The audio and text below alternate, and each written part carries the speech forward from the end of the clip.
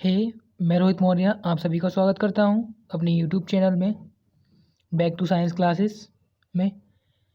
जैसा कि आपको पता है इसमें हम 10th क्लास एनसीईआरटी साइंस को कवर कर रहे हैं हिंदी माध्यम में। इसमें हमने स्टार्टिंग से पढ़ना शुरू किया है। First lesson chemical reaction and equation में हम रिएक्शन के बारे में पढ़ चुके हैं, उसके कई टाइपों के बारे में पढ़ चुके हैं। तो अगला हमारा जो टॉपिक है वो है उपचयन या अपचयन। इसके बारे में हम पढ़ना शुरू करेंगे। तो आप सभी लोग अपनी अपनी नोटबुक खोल लीजिए और हाथ के हाथ नोट बनाते रहिए, जिससे कि आपको बाद में समझने में कोई दिक्कत ना हो, और हमारे साथ पढ़ते रहिए।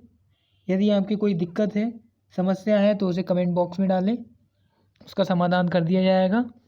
तो आइए शुरू करते हैं। अब तक हमने इसमें पढ़ लिया था द्विविस्थापन के बारे में, विस्थापन के बारे में पढ़ लिया था। तो अगला हमारा टॉपिक आता है उपचयन एवं अपचयन। तो इसको पढ़ने से पहले हम इसके बारे में कुछ समझेंगे। जो हमारा अपचयन और उपचयन होता है, तो सबसे पहले हम इसमें उपचयन एवं अपचयन में से उपचयन को पढ़ेंगे। उपचयन को ऑक्सीकरण भी कहते हैं। उपचयन को एक अन्य नाम से जानते हैं जो होता है हमारा ऑक्सीकरण।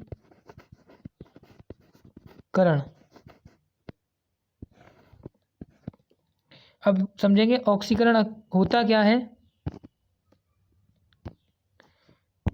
ऑक्सीकरण में ऑक्सीजन की वृद्धि होती है। परिभाषा जैसे कि दी हुई है, किसी भी तत्व में अगर हम ऑक्सीजन से क्रिया कराएं, दहन कराएं, तो उसमें क्या होगा, ऑक्सीजन की वृद्धि होगी। तो ये हमारी ऑक्सीकरण की क्रिया होती है। आगे पढ़ते हैं। जब किसी पदार्थ में ऑक्सीजन की वृद्धि होती है तो उसे उपचयन कहते हैं। उपचयन का ही दूसरा नाम होता है हमारा ऑक्सीकरण, ऑक्सीडेशन।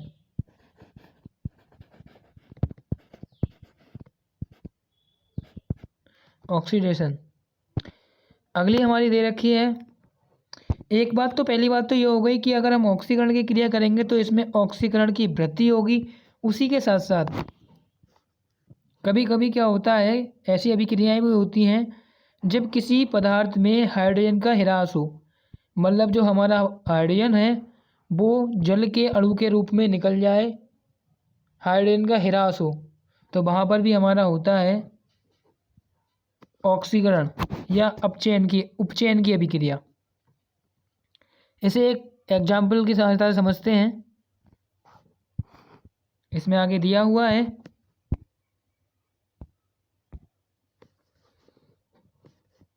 C की क्रिया O2 से, मतलब कार्बन की क्रिया ऑक्सीजन के साथ हमने करा दी, तो हमारा बन गया CO2। मतलब पहले सिंगल C था, इसमें हमने O2 मतलब ऑक्सीजन गैस को ऐड कर दिया, तो हमारा बन गया CO2। यहाँ पे हमारे का पहले कार्बन था, उसके साथ हमारा ऑक्सीजन जुड़ गया, मतलब हमारी ऑक्सीजन की वृद्धि हो गई। तो ये अभिक्रिया हमारी ऑक्सीकरण अभिक्रिया या उपचयन अभिक्रिया है। इसी प्रकार यदि किसी अभिक्रिया में से हाइड्रोजन का ह्रास हो जाता है, हाइड्रोजन का अणु ऑक्सीजन के साथ क्रिया करके जल के रूप में निकल जाता है, तो वहाँ भी हमारी उपचयन की अभिक्रिया होगी। इस एग्जाम्पल से समझते हैं। यहाँ पर copper oxide CuO copper oxide था, इसकी क्रिया हमने हाइड्रोजन गैस के साथ करा दी। इसमें क्या है, जो हमारा अभिकारक है, अभिकारकों में ऑक्सीजन के अलावा हाइड्रोजन भी हमारा है। तो ये हाइड्रोजन क्रिया के बाद Cu अलग निकल जाएगा, कॉपर धातु निकल जाएगी, और H2 जो गैस है वो O के साथ जल के रूप में बाहर निकल जाएगा।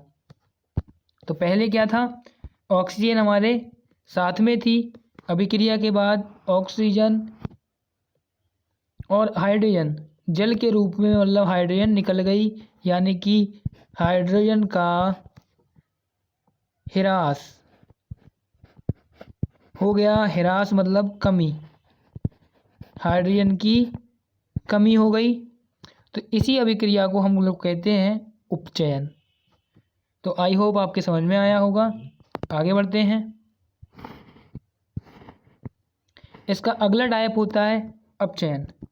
अपचयन जस्ट इसका अपोजिट होता है, विपरीत साइड होती है इसकी। अभी हमने पढ़ा कि जहाँ पर उपचयन होता है वहाँ पर ऑक्सीजन की वृद्धि होती है और हाइड्रोजन की कमी होती है। लेकिन अगर हम अपचयन की अभिक्रिया को पढ़ें तो इसमें जस्ट उसका उल्टा हो जाता है। आगे पढ़ेंगे। अपचयन, जब किसी पदार्थ में ऑक्सीजन का ह्रास होता है, मतलब जो ऑक्सीजन थी, ऑक्सीजन की यहाँ पर कमी होगी। ऑक्सीजन की क्या होगी? कमी। अगर किसी चीज़ के साथ ऑक्सीजन है तो अब ऑक्सीजन निकल जाएगी। और वृद्धि काय की होगी? जब किसी पदार्थ में हाइड्रोजन की वृद्धि होती है, मतलब उसमें हाइड्रोजन बढ़ेगा, हाइड्रोजन की मात्रा बढ़ेगी, तो वहाँ पर हमारा अपचयन होगा। इसे एक एग्जाम्पल की सहायता से समझते हैं। अपचयन को समझने के लिए हमने इस एग्जाम्पल को लिया है। इस एग्जाम्पल की सहायता से हम अपचयन को समझेंगे।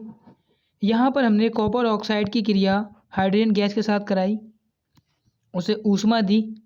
तो उसमें क्या होगा कि जो हमारी ऑक्सीजन थी वो ऑक्सीजन H2O के रूप में निकल गई और हमारा कॉपर जो था वो सिंपल रह गया, अकेला रह गया। तो मतलब क्या था, जब किसी पदार्थ में ऑक्सीजन का ह्रास होता है, यहाँ पर हमारी ऑक्सीजन जुड़ी हुई है और यहाँ पर हमारी ऑक्सीजन जल के रूप में बाहर निकल गई। इससे हमें पता चलता है कि यहाँ पर ऑक्सीजन का ह्रास हो गया, ऑक्सीजन की हमारी कमी हो गई। और दूसरा स्टेटमेंट देखेंगे, यदि किसी पदार्थ में हाइड्रोजन की वृद्धि होती है, तो यहाँ से देखेंगे हाइड्रोजन पहले अलग था, यहाँ पे हाइड्रोजन की वृद्धि हो गई, तो ये यहाँ पर हमारा अपचयन हो गया।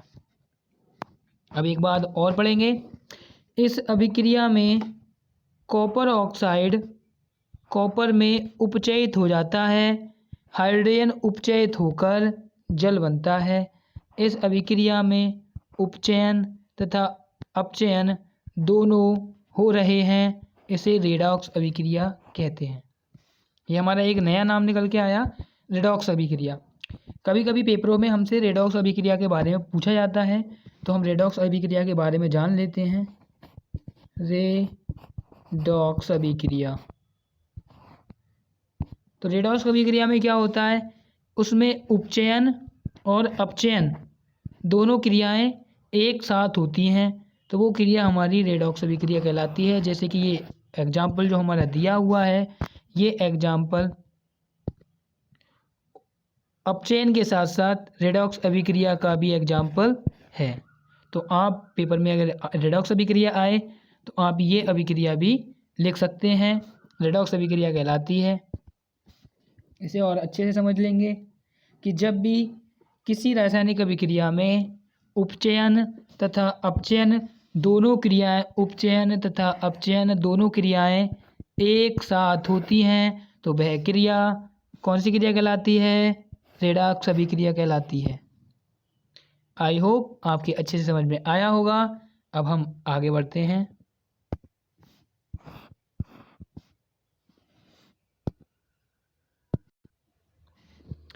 अब हम दैनिक जीवन में उपचयन अभिक्रिया के जो प्रभाव हैं उनके बारे में पढ़ेंगे कि उपचयन अभिक्रिया में क्या होता है, दैनिक जीवन में हमारे कैसे इसका उपयोग किया जाता है। तो सबसे पहले हमारी जो क्रिया होती है वो होती है संक्षारण। कभी कभी पेपरों में 2 नंबर में संक्षारण के बारे में पूछ लेता है, कभी कभी 3 नंबर में कि संक्षारण से आप क्या समझते हैं, इसे रोकने के उपाय बताइए। तो सबसे पहले हम समझते हैं संक्षारण। संक्षारण का मतलब होता है किसी भी चीज़ का गलना, मतलब कोई धातु है, कोई भी धातु की चीज़ है, उस चीज़ का गलना। कि हमारी कोई धातु की कील है,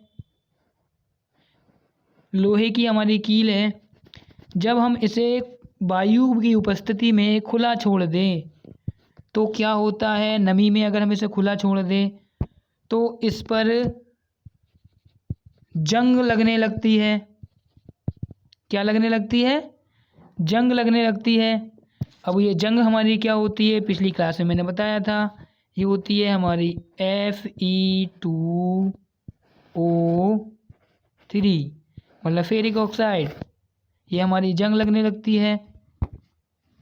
होता क्या है कि कील हमारी रेडिश कलर की हो जाती है, लाल कलर की हो जाती है, और धीरे धीरे कुछ समय के बाद इस पे से पपड़ी छूटने लगती है, और जो कील पहले हमारी थी उस कील की अपेक्षा कील का साइज बहुत पतला हो जाता है। लोहे की चीज़ें पहले की अपेक्षा बहुत पतली हो जाती हैं, धीरे धीरे गलने लगती हैं। तो इसी क्रिया को संक्षारण कहते हैं। इसी क्रिया को संक्षारण कहते हैं। आपके अच्छे से समझ में आ गया होगा। अब इसकी थ्योरी पढ़ते हैं। जब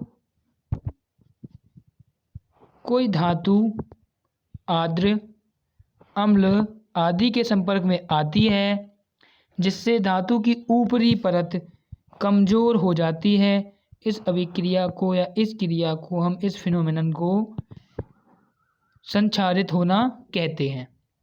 मतलब आपने समझ लिया, या तो धातु आर्द्र मतलब शुष्क नमी वाली चीज़ में आए या फिर किसी अम्ल के संपर्क में आए तो क्या होगा, धातु की जो ऊपरी परत है वो कमज़ोर होकर छूटने लगती है, संक्षारित होने लगती है।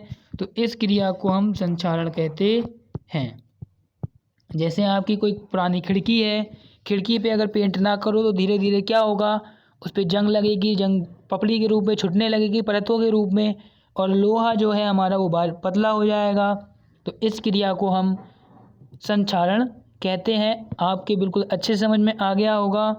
अब हम बात करते हैं संक्षारण को रोकने के उपाय, क्योंकि पेपर में आपके लिए पूरा आता है कि संक्षारण से आप क्या समझते हैं, इस पर एक टिप्पणी लिखिए।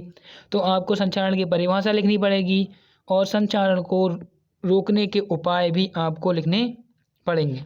तो आगे पढ़ते हैं। लोहे की वस्तुओं पर जंग लगना, चांदी के ऊपर काली परत चढ़ना, तांबे के ऊपर हरी रंग की परत चढ़ना संक्षारण के उदाहरण हैं।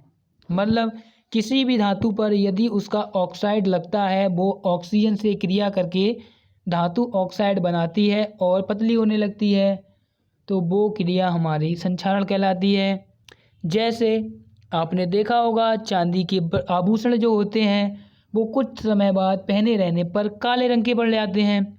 तो उनमें काला रंग क्या होता है कि जो हमारे चांदी थी वो ऑक्सीजन से क्रिया करके सिल्वर ऑक्साइड बना लेती है, उससे का रंग काला हो जाता है और परत बनकर पतली होने लगती है।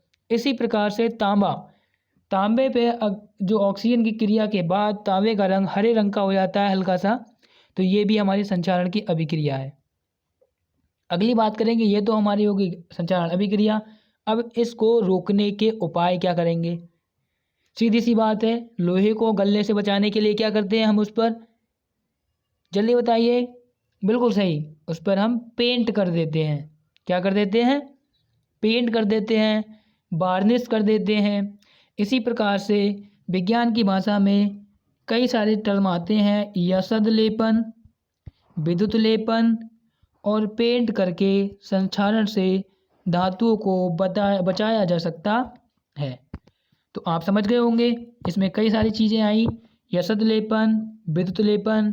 अब इसको हम बारी बारी से समझ लेंगे। सबसे पहले हम समझेंगे यशद लेपन के लिए। आगे देखते हैं यशद लेपन के बारे में कि यशद लेपन क्या होता है। यशद लेपन को समझने के लिए हमारे लिए समझना होगा यशद लेपन की हमारी क्रिया क्या होती है। यशद लेपन, लेपन का मतलब आपके समझ में आ रहा होगा कोई चीज़ चढ़ाना या लीपना, तो बिल्कुल सही। यशद लेपन में क्या होता है कि जो भी धातु की कोई भी वस्तु होती है उस पर हम जस्ते की पॉलिश चढ़ा देते हैं। काहे की जिंक की पॉलिश चढ़ा देते हैं, जिससे एक परत बन जाती है। परत बनने के बाद क्या होता है, परत बनने के बाद ये ऑक्सीजन से क्रिया नहीं कर पाती है, सीधे ऑक्सीजन के कांटेक्ट में नहीं आती है और वस्तु सुरक्षित रहती है। तो आप यहाँ से नोट कर सकते हैं, यसद लेपन में किसी भी धातु पर या धातु की वस्तु पर जिंक की चादर चढ़ाना, जिंक की परत चढ़ाना यसद लेपन कहलाती है। अब यसद लेपन करते क्यों हैं? संक्षारण से बचने के लिए, क्योंकि लोहा काय के साथ क्रिया कर रहा था? ऑक्सीजन के साथ। ऑक्सीजन के साथ क्रिया करने के बाद क्या बना रहा था? ऑक्साइड बना रहा था, मतलब पतला हो रहा था, उसका संक्षारण हो रहा था। तो संक्षारण के लिए, समझने के लिए, से बचने के लिए हम लोगों ने क्या करा, उसके ऊपर एक चादर चढ़ा दी। तो चादर काय की चढ़ाई हमने? जिंक मतलब जस्ते की चढ़ाई। तो उससे क्या हुआ, ऑक्सीजन की क्रिया लोहे से होने से रुक गई और लोहा का हमारा संचारण नहीं होगा। तो ये तो हो गई हमारी यसद लेपन, आपके समझ में आया होगा। आगे बढ़ते हैं, अगला हम पढ़ेंगे विद्युत लेपन। अब इसमें आपको समझ में आ रहा होगा विद्युत लेपन। विद्युत का मतलब कोई करंट दिया जाएगा, विद्युत धारा दी जाएगी, लेपन मतलब लेपना या चढ़ाना। तो इस क्रिया में क्या होता है, इस क्रिया में हम धातु पर परत चढ़ाते हैं। वो विधि क्या होती है, विद्युत के द्वारा होती है। इसमें हम किसी भी धातु का धातु ऑक्साइड ले लेते हैं, धातु का लिक्विड फॉर्म ले लेते हैं, अन्य धातु की। इसमें जिस भी क्षण पर हमारे लिए धातु की परत चढ़ानी होती है, एक अन्य क्षण ले लेते हैं और इसे किसी बैटरी के माध्यम से जोड़ देते हैं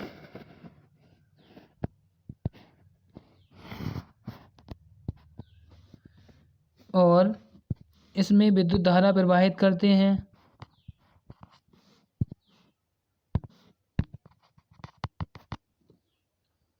तो जो हमारी जो पॉजिटिव क्षण होती है वो धातु की क्षण होती है।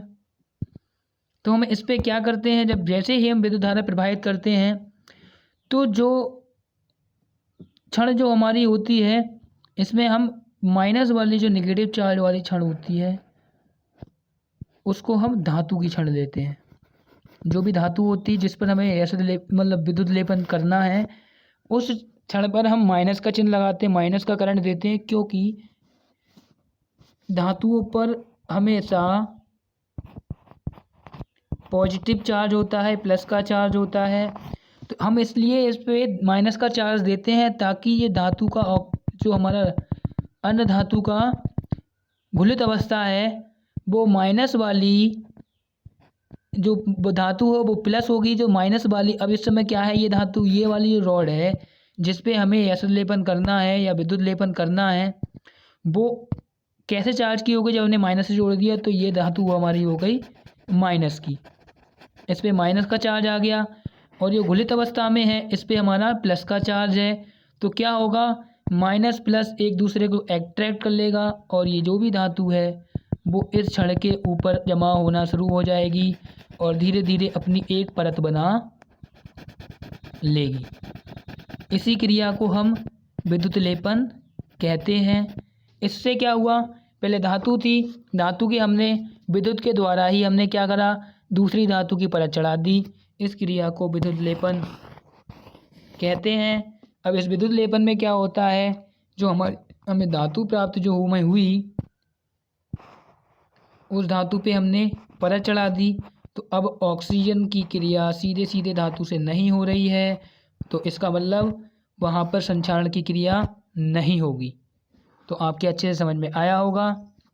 अब इसी को आगे पढ़ते हुए संक्षारण से बचने के उपाय में हम क्या करते हैं, कभी कभी हम धातु पर तेल या ग्रीज लगा देते हैं, तेल या ग्रीस को लगा देते हैं। ग्रीस हमारा स्नेहक होता है, उस स्नेहक को हम इस पर किसी भी धातु पर लगा देते हैं। कभी कभी आपने देखा होगा, सामान्यतया क्या होता है ग्रामीण अंचल में, कि महिलाएं खाना बनाने के बाद उनकी जो कढ़ाई होती है या बर्तन होता है उस पर कभी कभी सरसों का तेल लगा देती हैं। मतलब जो हमारी कढ़ाई होती है उस पर काय का तेल लगा देते हैं, सरसों का तेल लगा देती हैं। वो किस वजह से लगाती हैं, मतलब ये हमारी कोई कढ़ाई हो गई। अब इस कढ़ाई में खाना बनाने के बाद, इस कढ़ाई को धुलने के बाद इस पर हमने क्या अप्लाई कर दिया, सरसों का तेल अप्लाई कर दिया।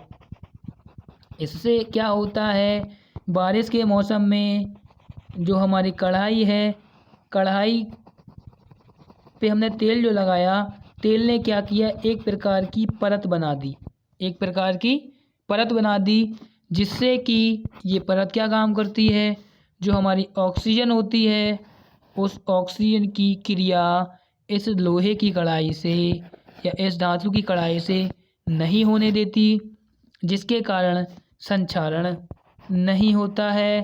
तो आपको समझ में आ गया होगा लॉजिक कि आपकी माता जी या बहन जी जो भी खाना बनाती हैं, धुलने के बाद कढ़ाई को जब बारिश के मौसम होता है ख़ास तौर से जब किया जाता है तो उस पर जंग ना आए। जंग कब आएगी, जब ऑक्सीजन की क्रिया होगी, मतलब संक्षारण होगा। तो उससे बचाने के लिए क्या करते हैं, तेल का लेपन कर देते हैं, धातु पर तेल का लेपन कर देते हैं।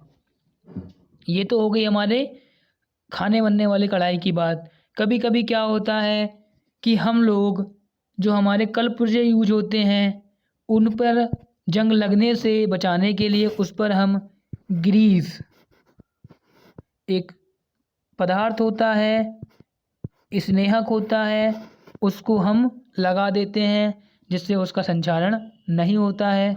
तो आई होप आपके समझ में आ गया होगा, आपने नोट भी कर लिया होगा। तो हम अपने टॉपिक पे बढ़ते हैं। अगला टॉपिक हमारा जो है, तो आप टेक योर टाइम, इसे नोट कर लीजिए। तो अभी तक हमने समझा संचारण के बारे में। तो अगला हमारा टॉपिक है विकृत गंध्यता। बहुत ही इम्पोर्टेंट टॉपिक है, इस पर भी कभी कभी शॉर्ट नोट लिखने के लिए आता है। विकृत गंध्यता से आप क्या समझते हैं, संक्षिप्त में टिप्पणी लिखिए। तो विकृत गंध्यता, विकृत माने बुरी, गंध्यता मतलब गंध। मतलब इसमें क्या होगा, किसी भी चीज़ में से सड़ने की या खराब होने की सुगंध आएगी, गंध आएगी, मतलब सुगंध नहीं गंध आएगी। इसमें क्या होता है, पहले मैं आपको साधारणतः समझा देता हूँ। गर्मी के मौसम में क्या होता है, खाना अगर हम इसी तरीके से रख दें बिना फ्रीजर के अंदर या नॉर्मली रख दें तो हमारा खाना क्या होता है, ख़राब हो जाता है। कुछ समय बाद जो हमारा खाना था वो कैसा हो जाता है, ख़राब हो जाता है खाद्य पदार्थ हमारा, और उसमें से एक भयानक गंदी सी बदबू आने लगती है। जो बदबू आती है उसी को बोलते हैं हम विकृत गंध्यता। विकृत माने खराब, गंध्यता माने गंध, मतलब ज़्यादा गंदी स्मेल जो आने लगती है। और इस पे क्या होता है, हमारा खाना है या भोजन सब्जी है तो उस पर क्या होने लगते हैं, गोल गोल उस पर झाग होने लगते हैं। वो झाग काय के होते हैं, वो झाग हमारे होते हैं CO2 गैस के, मतलब उसमें कार्बन डाई का निवास हो जाता है, वास हो जाता है, जिसके कारण खाना हमारा ख़राब हो जाता है। तो ये क्रिया जो प्रोसेस, जो पूरी की पूरी प्रोसेस है, इसे हम विकृत गंध्यता कहते हैं।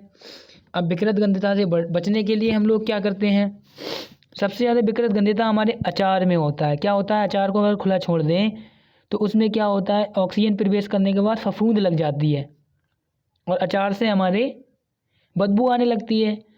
तो अचार को सड़ने से बचाने के लिए, ख़राब होने से बचाने के लिए उसमें हम एक केमिकल डालते हैं, sodium benzoate. Sodium benzoate, benzoate, sodium benzoate, जो क्या करता है, हमारे अचार है उसमें ऑक्सीजन को प्रवेश करने से रोक देता है और खाना हमारा दूषित नहीं होता है। तो पहले इसे समझते हैं, फिर एक एक नोट बना करके हम लिख लेंगे। तो इस क्रिया में क्या होता है, प्रायः इस क्रिया में हमारा जो भोजन है, पढ़ेंगे विकृत गंध्यता, वसा युक्त और तेलीय खाद्य सामग्री। कैसा, मतलब वसा युक्त चिकना और तेलीय तेल युक्त खाद्य सामग्री मतलब खाने वाली सामग्री वसा के मतलब वायु के संपर्क में आने पर उपचयित हो जाती हैं। अभी हमने ऊपर पढ़ा था उपचयन का मतलब क्या होता है। उपचयन का मतलब होता है ऑक्सीजन की वृद्धि। जब किसी चीज़ में ऑक्सीजन की वृद्धि होगी तो क्या होगा, वहाँ पर उपचयन होगा, उपचयित हो जाते हैं। मतलब उपचयित होने के बाद हमारी CO2 गैस बनती है जिसके कारण उसमें झाग बनने लगते हैं। तो ये हो गया हमारा उपचयित हो जाती है, जिससे उस जो खाना है उसके स्वाद में गंध आने लगती है, स्वाद परिवर्तन हो जाता है। इस क्रिया को विकृत गंधता कहते हैं। आई होप आपके समझ में आ गया होगा, आप यहाँ से नोट कर सकते हैं। तो हमने क्या बताया था कि जो हमारा अचार है उस अचार को रोकने के लिए, सही रखने के लिए उसमें सोडियम बेंजोएट का हम चूर्ण मिला देते हैं। हमारा एक कंपाउंड होता है सोडियम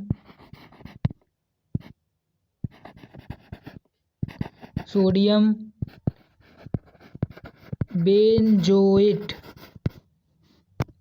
उसको हम मिला देते हैं जिससे हमारा क्या होता है, सोडियम बेंजोएट में नाइट्रोजन होती है, वो हमारा क्या करती है, ऑक्सीजन को प्रवेश नहीं करने देती है। और क्या करते हैं हम, खाना जो ख़राब होने से बचाने के लिए क्या क्या उपाय कर सकते हैं हम, वो पढ़ते हैं आगे। विकृत गंधता को रोकने के उपाय, प्रति ऑक्सीकारक का प्रयोग, मतलब प्रति ऑक्सीकारक जिसमें ऑक्सीजन ना जाए ऐसी हमें क्रिया, प्रति ऑक्सीकारक सोडियम बेंजोएट है जो ऑक्सीजन से क्रिया नहीं करने देता, तो क्या प्रति ऑक्सीकारक का प्रयोग कर सकते हैं। दूसरा, हम वायुरोधी बर्तन में खाद्य सामग्री रखते हैं जिसे बोलते हैं एयरटाइट। जो हमारे डिब्बे होते हैं उन्हें हम एयरटाइट बनाते हैं, जिससे क्या होती है, उसके अंदर ऑक्सीजन प्रवेश नहीं करती। जब भोजन के अंदर हमारी ऑक्सीजन प्रवेश नहीं करती तो खाना हमारा ख़राब नहीं होता है और इसके अंदर कार्बन डाइऑक्साइड नहीं बनती। तो दूसरा, हम विद्युत रोधी बर्तनों का यूज कर सकते हैं। तीसरा है वायु के स्थान पर नाइट्रोजन गैस द्वारा। ये सबसे इम्पोर्टेंट यहाँ पे फैक्ट आया कि वायु के स्थान पर नाइट्रोजन गैस द्वारा। हम क्या करते हैं, कभी कभी खाने को बचाने के लिए जो हमारे चिप्स आते हैं या कोई पैकेट वाली चीज़ आती है तो उसमें हम जो गैस भरते हैं पैकेट में, वो नाइट्रोजन गैस भरी जाती है, जिससे जो चिप्स हैं यदि हमने उसमें ऑक्सीजन भर दी तो कुछ समय बाद ऑक्सीजन से क्रिया करने के बाद कार्बन डाइऑक्साइड बन जाएगी, बदबू आने लगेगी, ख़राब हो जाएंगे। तो उसकी जगह पे हम इसमें नाइट्रोजन गैस भर देते हैं जिससे कि ये ऑक्सीजन से क्रिया नहीं करता और जो हमारी खाद्य सामग्री है वो साफ़ रहती है। जो भी हमारे चिप्स के पैकेट आते हैं या खाद्य सामग्री के पैकेट आते हैं प्रायः हम उनमें सामान्यतः नाइट्रोजन गैस भर देते हैं। अगला हमारा है शीतलन द्वारा। शीतलन द्वारा मतलब देखा होगा, खाने को ख़राब होने से बचाने के लिए गर्मियों में किसी बर्तन में हम पानी लेते हैं और जो भोजन है उसको दूसरे बर्तन में उस पानी में रख देते हैं ताकि उसका टेम्परेचर कम रहे, शीतलता बनी रहे। या फिर इस खाने को हम रेफ्रिजरेटर मतलब फ्रीजर में रख देते हैं, हम अपने खाने के लिए फ्रीजर में रख देते हैं क्योंकि फ्रीजर में ठंडक होती है, नाइट्रोजन गैस होती है, उससे हमारा खाना दूषित नहीं होता, खाना सही रहता है और उसमें विकृत गंधता के गुण नहीं पाए जाते। तो ये कुछ सारे उपाय थे जिनके कारण हम विकृत गंधता को रोक सकते हैं। तो आपकी समझ में अच्छे से आ गया होगा, तो आप यहाँ इसे नोट कर लें क्योंकि एग्ज़ाम में शॉर्ट क्वेश्चन में कई बार पूछा जाता है कि आप विकृत गंधता से क्या समझते हैं, इसे रोकने के उपाय लिखिए, या फिर आप संचारण से क्या समझते हैं, संचारण को रोकने के उपाय लिखिए। तो आपको पहले लिखना है कि संचारण क्या होता है, फिर संचारण को रोकने के उपाय क्या क्या करने चाहिए। इसी प्रकार विकृत गंधता क्या होती है, विकृत गंधता को रोकने के आपको उपाय लिखने हैं, तो आपको पूरे नंबर मिल जाएंगे। तो आज का हमारा जो टॉपिक था यहीं पर समाप्त होता है और आपका पहला चैप्टर यहीं पर समाप्त होता है। अब हम इसके क्वेश्चन आंसर करेंगे और कुछ प्रैक्टिकल हैं वो करेंगे। यदि आपको चैनल हमारा पसंद आया हो, इसमें वीडियो पसंद आई हो, तो आप चैनल को सब्सक्राइब अवश्य करें। जो चैनल का नाम है वो हमारा है बैक टू साइंस क्लासेस। इस चैनल को ज़्यादा से ज़्यादा सब्सक्राइब करें, अपने दोस्तों के साथ वीडियो को शेयर करें। लिंक को शेयर करें जिससे कि वो भी पढ़ सकें। लाइक करें। यदि आपकी कोई क्वेरी है तो उसे, यदि आपकी कोई समस्या है तो उसे कमेंट बॉक्स में लिख करके कमेंट करें। और stay at home, be safe.